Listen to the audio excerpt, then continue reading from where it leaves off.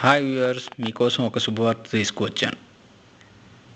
ఫాంగ్ shoe అనే Hong Kong సిద్ధాంతి చెప్పిన దీని ప్రకారం ఈ ఫిబ్రవరి నెల మీ జీవితంలో ఒకసారి మాత్రమే వస్తుంది.